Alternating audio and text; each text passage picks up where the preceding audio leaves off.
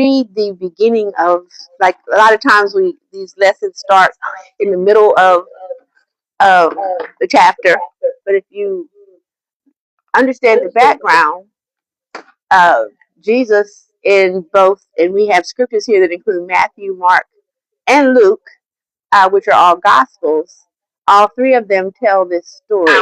Okay, and in some ways, some words are verbatim. It's just like you or me. We see the same thing, but I describe it one way, you describe it another way, and another person describes it a different way. The gist of the story stays the same, but the verbiage used would be different. So in all the Gospels that they ask us to read, which are Matthew, Mark, and Luke, um, with Mark being the focus, the story is the same. So I thought, what do you think the word greatest means? When you hear the word greatest, what do you think?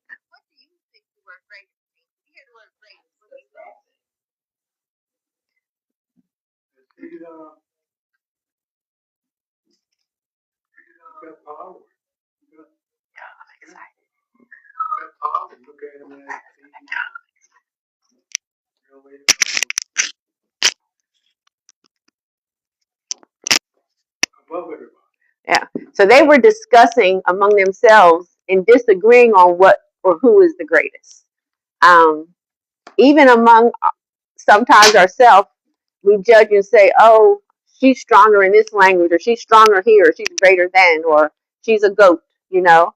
Um, but when Jesus talks to us today and shares his analogies on how he wants us to look at the greatest may not seem what we would call the greatest. But I looked at the word greatest, and it says it is the superlative form of great, denoting the highest degree of quality, size, importance, or eminence. And so, as they were discussing the best of, the highest of, God allowed Jesus to share these words to help us understand that in Christianity, we should not look at the greatest in this form. And it says it is used to describe unparalleled, supreme, or foremost achievement, and figures such as in the phrase, the greatest of all time, the GOAT. So I thought about, well, that's what we think of as greatest. Jesus, first of all, the disciples are arguing in the beginning of, okay, we started, if you look at any of the Gospels, Matthew, Mark, or Luke, the disciples are discussing among the 12 of them who is the greatest. You know, that they were talking, and who was the greatest. And should we be comparing ourselves? And if you're walking with Jesus, should you be saying that the greatest is Jesus? Or what do you think is the greatest? Because Jesus is going to share with us how we should look at the greatest. And so the other word that came to mind to talk about before I go into the lesson was the word gospel, because we look at Matthew, Mark, Luke, and John as the four gospels, right? And sometimes we say, oh, look, that's the gospel, that's the gospel. When you think of the word gospel, what are your thoughts? What are you saying the gospel is? Because that's what we're studying from one of the books of the gospel. Good news is a real critical word, right? Any other thoughts you have when you use the word gospel? It originally meant the Christian message, but in the second century, it was turned, people started using it as saying the good news. In this sense, a gospel can be defined as a loose-knit, episodic narrative of the words and deeds of Jesus Christ. So when we hear the gospel, the four, Matthew, Mark, Luke, and John, they're actually describing and sharing with us episodes that they witnessed when they were walking with Jesus. And it says Gospels are widely considered to represent a variation of Greco-Roman biography. As we know, Matthew sets up, he's the only one that truly sets up the biography along the way that leads us to Jesus. And one word that in studying, I came across, and I had never used this word, because, you know, you hear the word chronological or different, but it's the canonical gospels are the four which appear in the Bible's New Testament, and those are the first gospels. They were written between 66 AD 66 and 110, and it says that it's possible when this was being written that there were a lot of other witnesses that knew that these things had happened. So as we well know, 5,000 in a crowd, so there were a lot of witnesses to what Jesus was doing. So as we look at the child in a Christian world, we are God's children.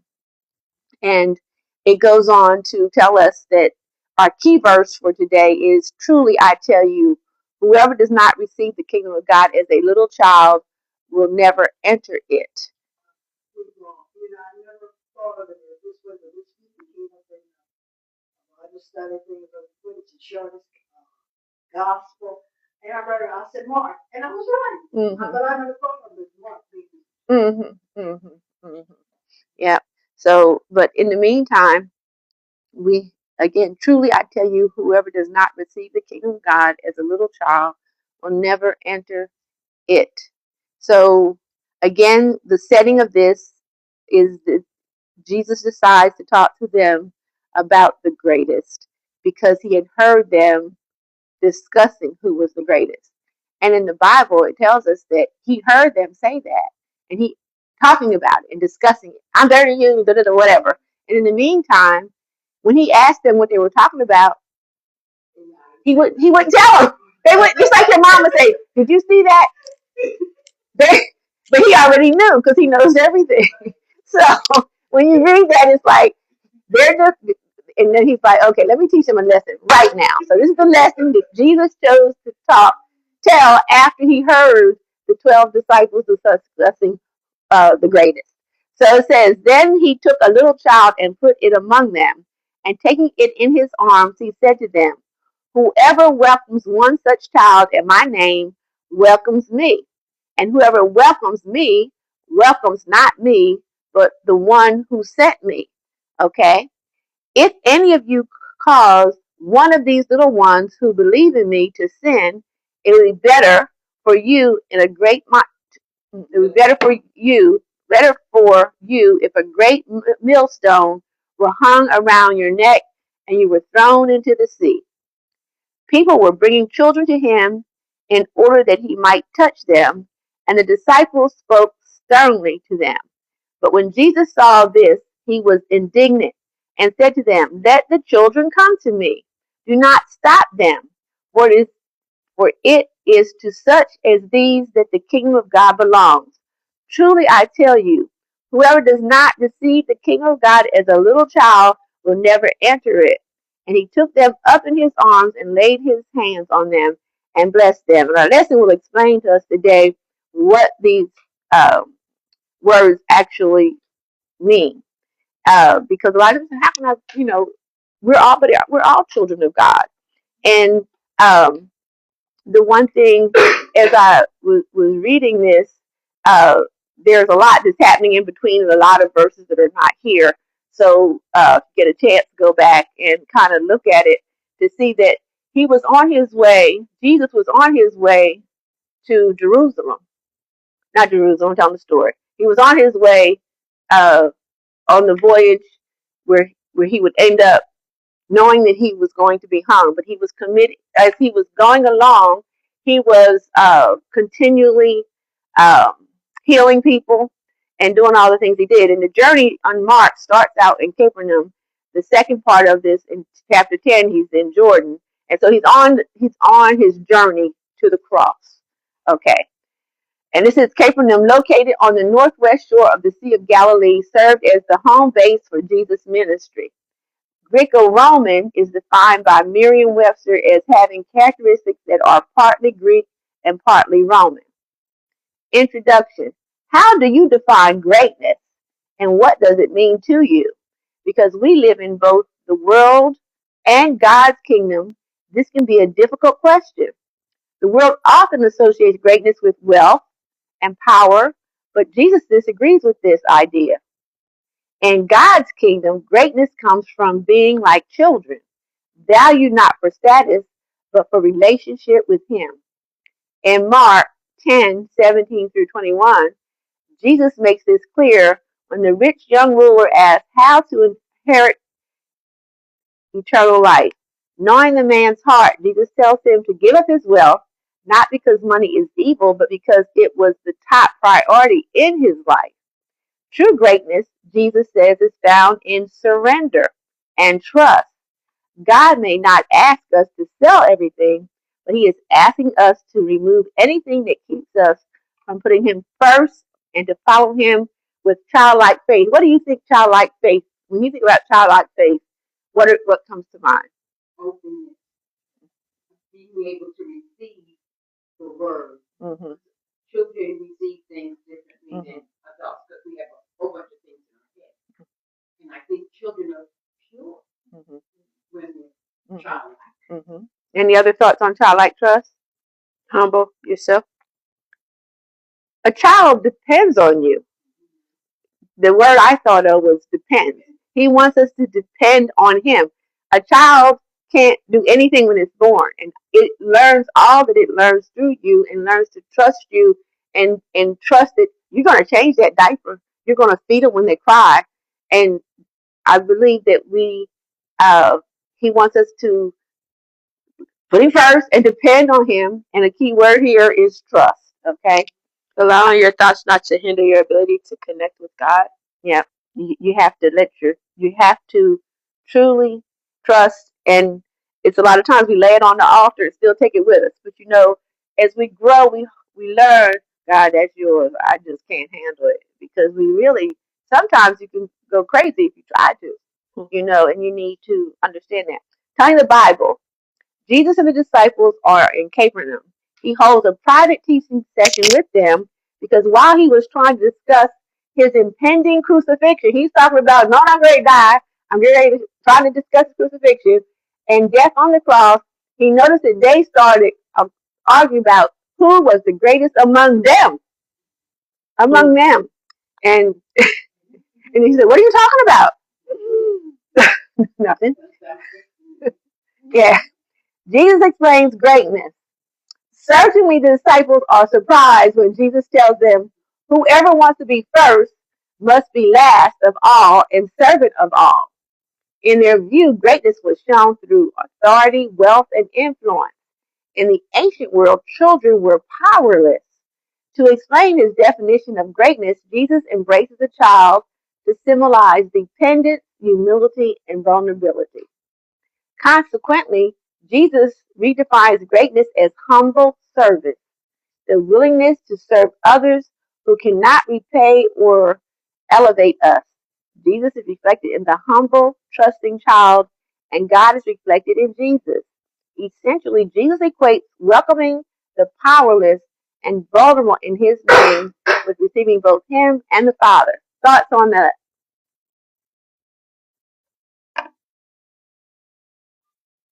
It says, it says not by our works. Ephesians 2:8-9, for it is by grace you've been saved through faith, and this is not from not yourselves. It is the gift of God, not by your works, so you cannot boast. So when you get older in age, you tend to be in your head a lot more because you taking so much in, but to cast it onto God and leave it at the altar, and that's how you will be more child-centered.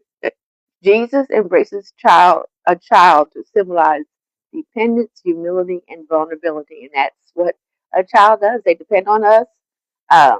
They are vulnerable, and they live with humility, and they're honest. I think you said that they're just honest. They say what's up. You can be like, oh Lord, but first of all, they can't say nothing they haven't learned from you or heard. So when they speak, they had to hear it somewhere, grandmom's, aunt, uncle, school, or somewhere. So the representation of you. They just. I remember one time I was in the store with my kids, and there was a person that really looked like a clown, and one of my kids said, "Mom, they look like a clown." I'm like, I said, but they just whatever they knew what a clown looked like.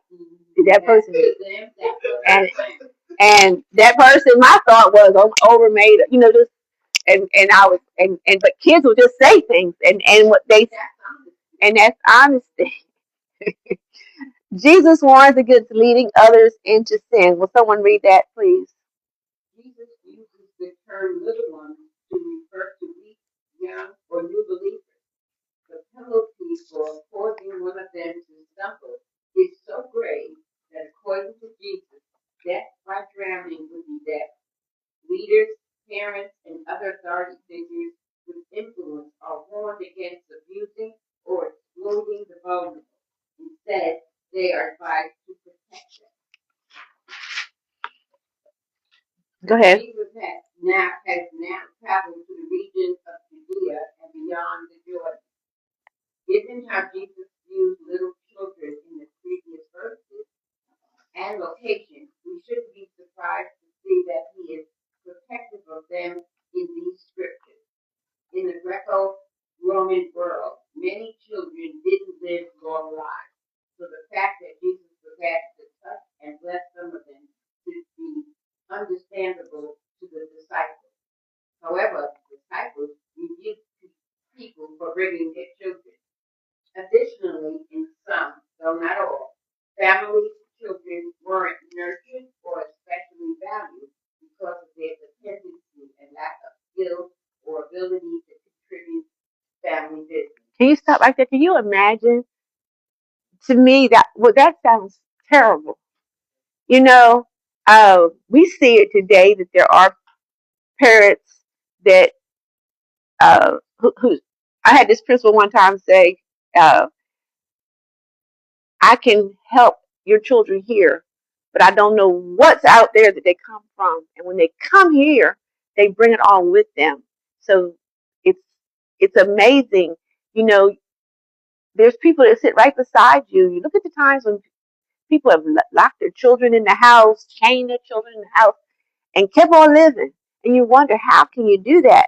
But when you listen way back then, it says that many children didn't live long lives. So no one was taking care of them or putting them as a priority.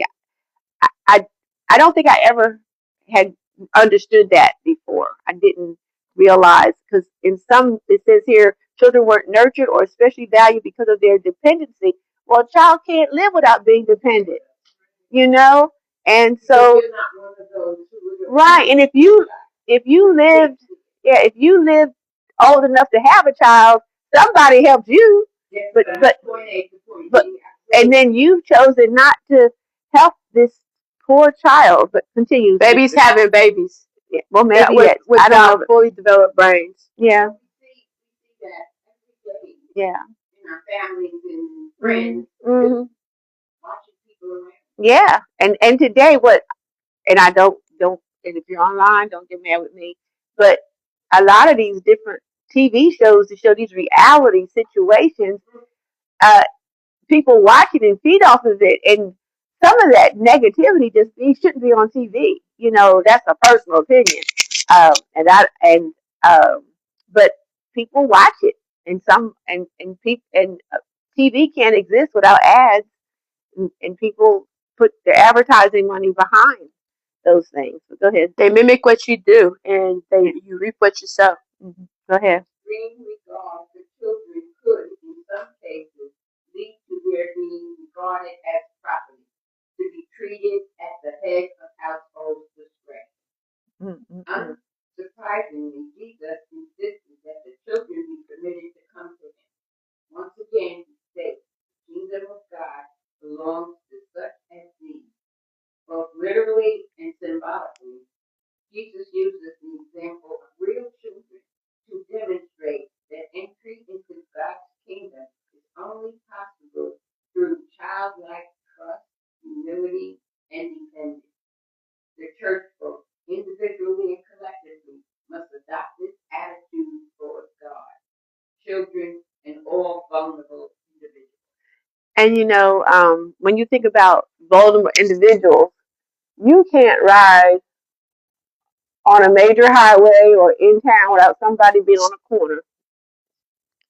And I usually say, God bless them, or we don't know why they're there. And of course, there are the scammers there, and there are the drug addicts there, but there are probably some that are not under either of those titles that are there not because they want to be, but they have to be. And we can't look at a person and tell. We can't look. But what we can do is pray for them.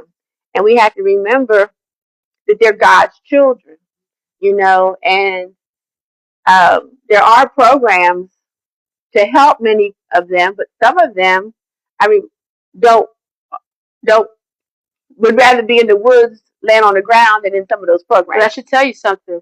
And so, but everybody's different, and a lot of times they could go to a hospital or go get help, and their mind is just not there to move them in that direction. Even programs are not designed to help without certain stipulations. Yeah, and we have to. And God positions everyone in the position where they're meant to be, regardless, because He uses all things. Yeah, He does use all things, and He also tells us that the poor will always be among us. Poor-hearted, but poor-spirited. I also think that all those things are choices. It's a choice to give up your riches. It's a choice to give up your riches. The last will be first. It's a choice to give up your riches. It's a choice to learn to save. It's a choice to live without. To choose to, there's all kinds of ways for us to even as many of those people that are on the street to belong in programs to put them in the housing. But sometimes the paperwork alone is mind-boggling. You have to have someone that you can trust. So you have to realize that it's not always totally their fault, because the system to me is broken. The system that is supposed to help them is broken, and there's a lot of programs out there that say they help those people, but they're collecting a lot of money from the government, and I don't know how much they really try to help the person. You can see how much they help you, but how many people is on the street? Yeah, because a lot of times there are programs. We're at Sankofa. We're on page, you just walked in, 44. We just walked in, page 44. Where in our history do we find teachings and experiences that reflect today's scriptures? One powerful example is the legacy of Bishop Richard Allen, founder of the African Methodist Episcopal Church. His life and leadership mirror key themes from Mark 9 and 10. Mark 9, 36 to 37. Jesus embraces marginalized children. Similarly, Bishop Allen established a space for African Americans who were marginalized in white churches to worship with dignity and be guided with respect. Mark 9:42. Jesus warns against leading vulnerable believers astray. Bishop Allen addressed the spiritual harm caused by racism at St. George's Methodist Church. His peaceful protest resulted in separation without compromising his spiritual principles. We can make things happen Christ-like. We don't have to make things happen that will deter them. It's just Martin Luther King. He changed the world in many ways with nonviolence. There's as it just says here, Bishop was able to move forward, move people peacefully from what they knew to something new that allowed them to grow and what we have today. So there's a way to do things without compromising spiritual principles. Mark 10, 13 through 16. Jesus affirms children as models for God's kingdom. Bishop Allen affirms the worth of African Americans by founding the AME Church and establishing systems of leadership, worship, and education that society previously denied them. His compassion extended to caring for yellow fever victims in 1793, risking his own life to serve the most vulnerable. I honor all the people that volunteer, go overseas, do different things. Everybody doesn't have that heart, and everybody can't do that. But and can you imagine? Would you risk your life to help someone with yellow fever? Think about it. When COVID came, we were running from each other. It's a reason for that put them in the position. We didn't know what to do, what to think, and even today we look at things differently. You hear somebody coughing, what do? You act differently than you used to.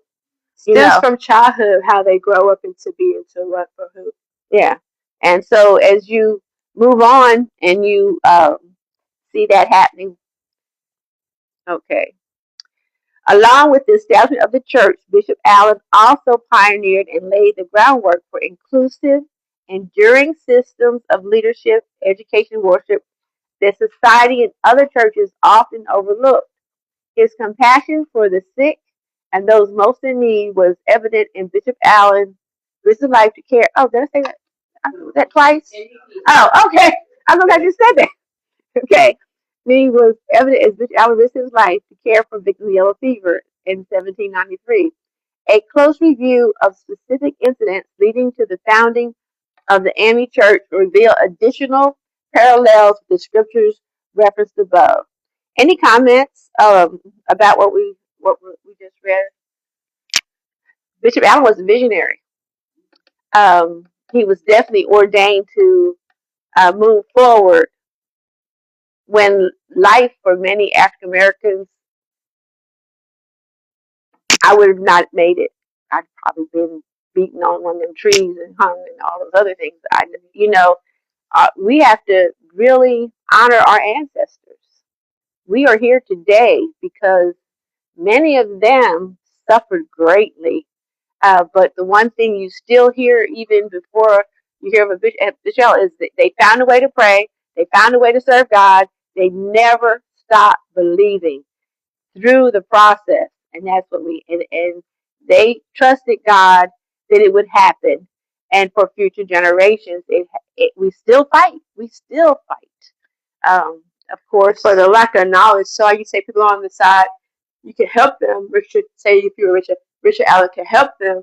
But again, they have to want help, or there's a reason. Again, everyone's planted for seed is planted differently for the outcome of everyone for the purpose of God. And then when you said about gossip, or gospel, pray, or curse, stems from childhood.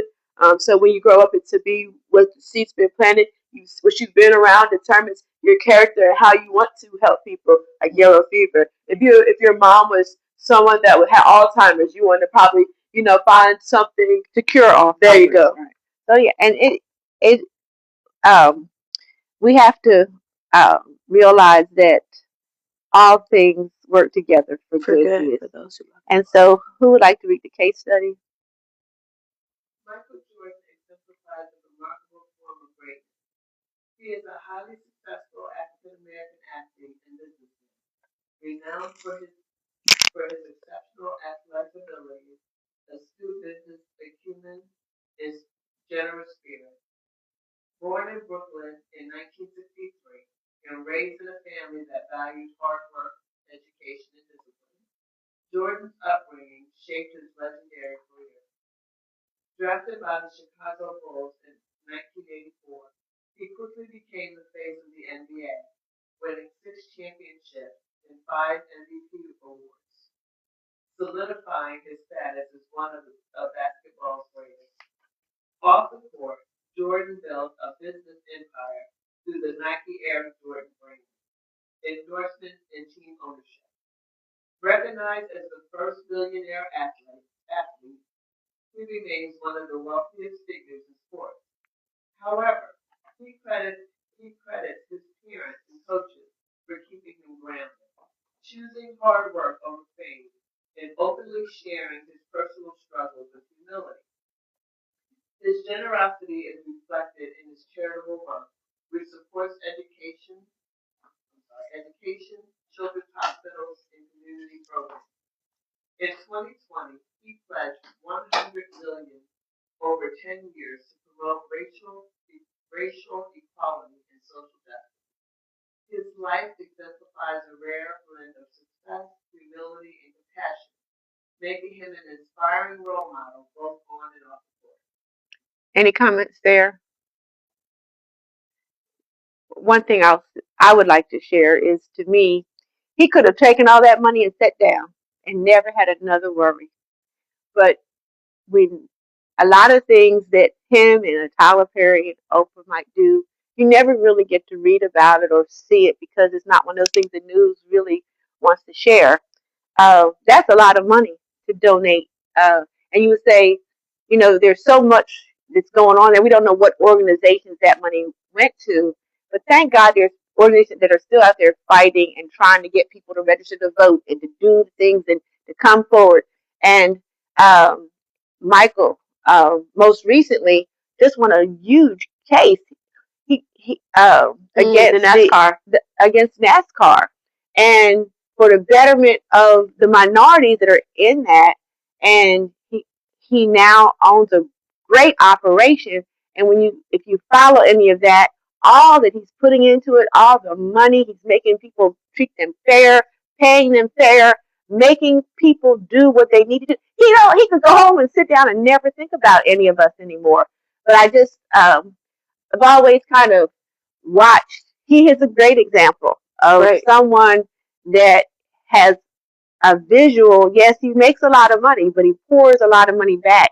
And he didn't even care if he won that lawsuit, but he was not going to let it not become public of how they were mistreating not only the minorities. All these rich people at the top were not paying the people that were working their tails off like they should be. And so if you get a chance to watch the special he did with Gail King, and really see what he still wants to make a difference. And I just applaud him and many others like him that we don't get to see or hear about, because Tyler Perry does some really great things still all the time. And it just doesn't come to the forefront. People will try to smear your name. Yeah, and that happens a lot of times. You hear the bad stuff, defamatory, and they tell us all about this guy that just supposedly killed this teenager and all these other things that have gone on in the just like they did Jesus. Yeah, and so, but in the meantime, the good news, or like they say a lot of times, even the things locally that are happening good for our people, you don't really get to know or see. And I think this is a personal opinion. The AME Church does a lot of things across the world that they don't take the time to let people know that they spent the money to do. And I know it might be online and I don't want to hear it, but in the meantime, we, for instance, send a lot of money up, and you wonder where. But there are things that are done, and it could be shared more so that you can see that your church is supporting really great programs that are helping people. And I think that they could do a better job of that. And the periodicals that we pay for that they never get to print. Thank God they get this printed and out, because as we often say, their messages are right on time. I was thinking as I was reading this, my mind was like, I thought about monks, believe it or not, and how they just pray. They don't really have a life. And they're like this praying. That years ago, I actually, in my teenage years when I was in Spain, we spent 3 days at a monastery, and they don't talk, they pray, and we were in Spain, they were up in the hills, and it was just watching them, and I was thinking, whoever is writing some of this stuff, they have to be anointed with a vision, because this is being printed today, and I mean, probably written 4 or 5 months ago, and we're reading it today, and so much is shared that helps us as Christians realize we know God is in control, but sometimes we need to read about it, study it, and hear it more. And these people, whoever they are in the AME church, they are praying before they write and asking for vision, because they're putting these things in that are falling timely. Like they heard the news yesterday and wrote this for us to read. So that's my thought as I read through these lessons a lot of times, is that whoever they are, they're not normal. They're not me, for sure. But in the meantime, life application, would someone like to read that? They are you. They just tap into a different frequency. They tap into a They're wonderful not probably frequency. as involved in the world. Yeah, okay. So, go ahead. As we have discussed in this lesson, the Apostle James reminds us that faith without action is dead. When we reflect on the scriptures and the founding of the AME Church, we should feel a clear call to action. While scripture acknowledges that poverty will always exist, Matthew 26 and Mark 14, John 12, and today we'll witness a troubling trend. Poverty and vulnerability are being criminalized. Children are being separated from the families for political reasons, often without any follow-up or or reunification plan. Abuse and common that without strong intervention, they risk becoming normalized. We can identify several takeaways from the lesson. Using the founding of the AME Church and the courageous leadership of Bishop Richard Allen as a man, we are reminded that faith can be a powerful force in resisting discrimination and dehumanization. Likewise, Jesus' teachings about loving and valuing little children and how their childlike faith can lead us into the kingdom should motivate us to re-examine our perceptions of greatness. We cannot conform to the world's view of greatness. Amen. You know, going back to where it says, the Apostle John said, faith without action is dead, right? In the King James Version, you know, says, faith without works is dead. Mm-hmm. And so, I don't want time I'm thinking, and somebody can remind me, I said, something's supposed to, without faith without works is dead. I said, what does that mean? That means he's not going to come down and do it for you. You got to do it yourself. Is that what it means? To me, it's like you have to have. It's just like I've heard this example before. You can, okay, you need a job, and you want to have faith to get a job, but you never apply for a job. Can't get a job. You have to work. You have to do your part to get what it is that you want God to bless you with. And what blessing have we missed? Because I've even heard the example where, as you become married as one, if this one's doing great things and this one's not, you got to be on one accord to get the blessing because you're one. So in the meantime, we have to understand that you just can't sit back. Sometimes I tell people, God wants to see what you're going to do, because if you can't be a good steward of what He's giving you, why should He give you more? Yeah. So we have to realize that. All eyes on you, because He's put you in the position. So whenever you get it, if you're that example, and people say, "Oh, well, she blew it," then you're going to disrupt all the works that He has prepared. Well, not necessarily, but how can you be used? He can still use you, but what you want can't be what you get, because you're not even alive and doing according to the word. So yeah, God can't bless you. Yeah, He'll bless you. Oh, well, they got it. You bless because you woke up, because they might not ever want to turn to Christ, or God will use them later. Again, you can't judge other people. Yeah, you're blessed because you woke up. Now, what else comes in the day? Your attitude can change where the rest of the blessings are in the day. And that's you hear old people used to say, "Don't get up on the wrong side of the bed." You ever heard that term? And as you think about it, and yesterday, I don't know if it was yesterday, but sometime in the last couple of days, there was a reading in my book about the word joy. You can choose to have joy in the midst of a storm. Yeah. It's nothing like putting on a great song and getting your praise on when you're having a bad moment in life. Yeah, because it'll bring you to a peace, and God tells us a peace beyond our own understanding. So in the meantime, perception of the world. I do have a question. So it says when you're little, your perception isn't, you don't. So since you want to get number examples, say 5 and 30. You're 5. You only got 5 years of this. 30. You can still be a 5 mindset if you cast it all, but you're just wiser. So the more you know, the more you grow. But you're able to interpret it and use it for the glory of God if you're allowed. If you use it for the glory of God. You allow yourself, if you allow yourself to. Through the troubles in times of faith, go and trust ordained. So the child's just as ordained, because if the child's watching this 30 and you're using what this blessings have been bestowed upon you, that child will grow to be what God has ordained it to be. But if you're giving that child bad fruit, it's not going to become a healthy individual. We have to pray that we choose to do right by our faith children. Without works. Yeah. Question: what new political or civic commitments do you feel motivated to make after this lesson? New political or civic commitments do you feel motivated to make after this lesson?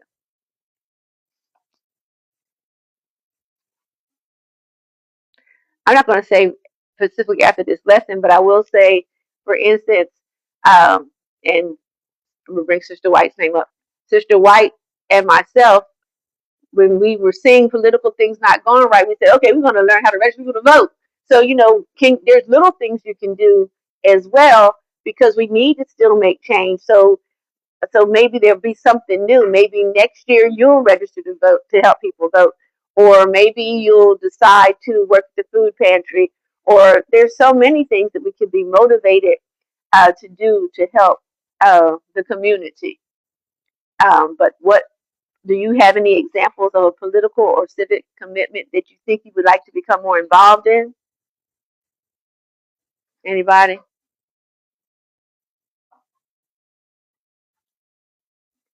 I think politically we can all work toward right now, and the position that this country is in is making sure, even though sometimes we ask the question, are you registered to vote? It may not give you an answer, but that's something we all need to be working on, finding more people that are willing to be registered. And also, there's a lot of people that are in our world that are registered that won't vote. And so those are something I think that this is what a new political or civic commitment could be, is to work on touching those in our lives over the next few, because some elections are getting ready to come up. All right. There's some elections coming up in the cities and the towns. They're already out there asking who's going to work the polls and all that. Maybe you choose to work a poll. Maybe you decide, but in the meantime, we need to definitely be more aware that we can make a difference. Don't stop at, do you need to vote? Go above and beyond. If that's your character, you say, hey, do you need to vote? And to bring, again, the end mission is to bring them closer to God, or bring them into the house of the Lord. Yeah, you can ask them to do the Caesar work, but showing your character, don't just stop at, are you wanting to vote? Because that person might have a gift that can help the masses. And the lack of knowledge you have on that person, yeah, just because they are homeless or because they choose to be where they are, they still have something special God has put in them. And if you're strong enough to understand that you can bring that out of them, then you go with the faith of the Lord. Mm-hmm. For those of us, I'm going to tell you something that I just thought of while Michelle was sharing, is that many of us over 50 are members of AARP, okay? And if you're a member of AARP, you often get in the mail information where they ask you to sign a little piece of paper, read what you're signing, because most of the things are for the good for us, for Social Security or whatever, and they actually ask you to sign it for all of the representatives or state.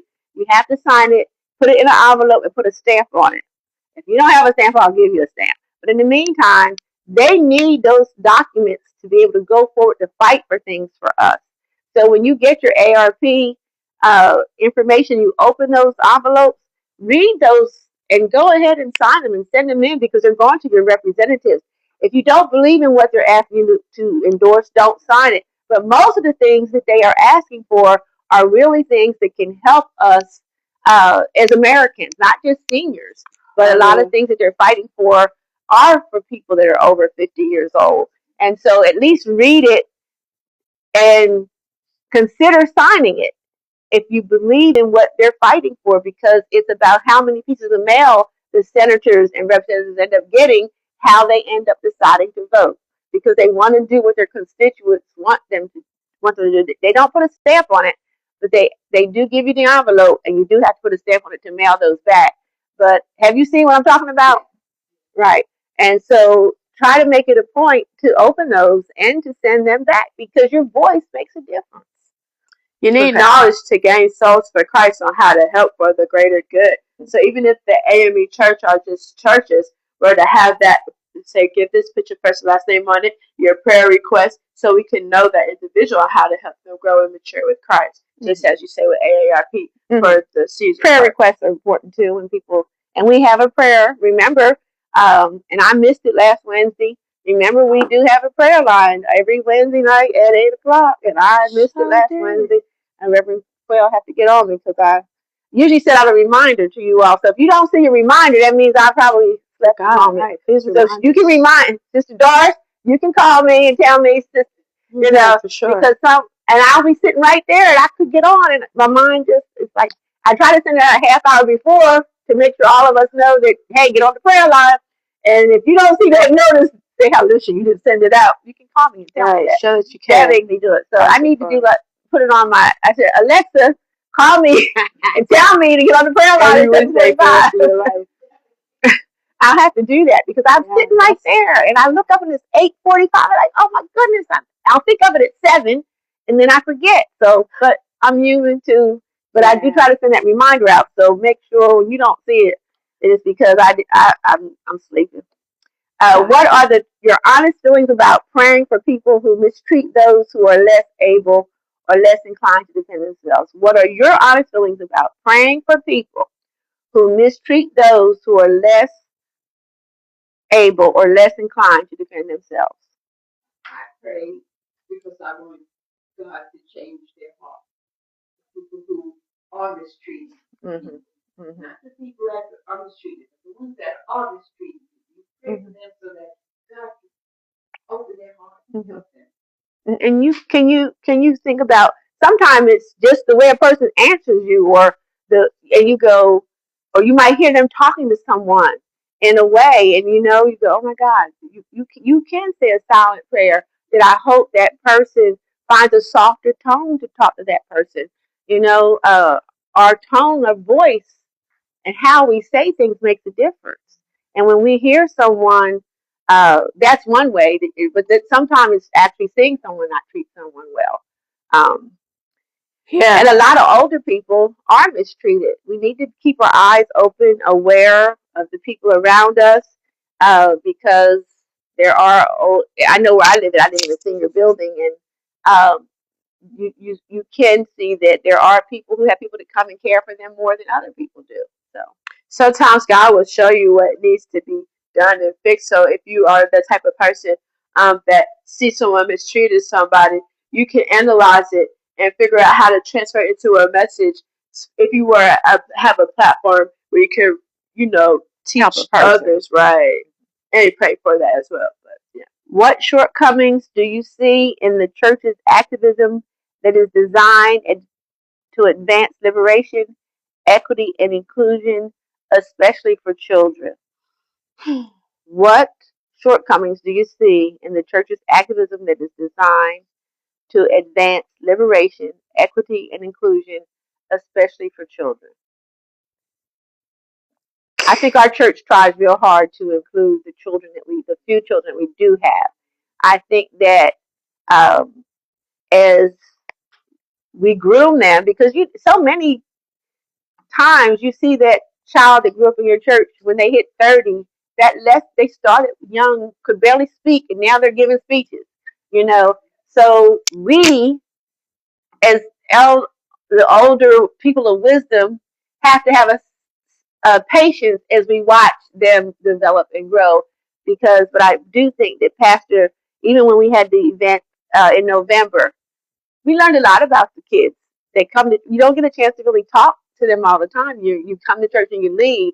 But the event in November, where they all got to showcase and talk about, so I should at the recognition banquet, it was, to me, an eye opener. Yeah, because a lot of times when we get them up here, they're like, but one day they're going to blossom, and they're going to be doctors and lawyers, and we don't know what they're going to be. But the foundation is here if we allow it to be. And it takes patience, because, we want it to go like this. We used to be that kid that stood up here at Easter and barely said, he rose. But you remember, I mean, we were somewhere. We were that kid, and you watch these kids, and they continue to grow. But any other questions on the lesson? Takeaway: we should all understand a better understanding of what happened when Jesus heard them using the word "who is greater than" or "who is the greatest," and his explanation to help us understand that. So I thank you for your participation today. I thank you for answering questions, and I'm going to turn this back over to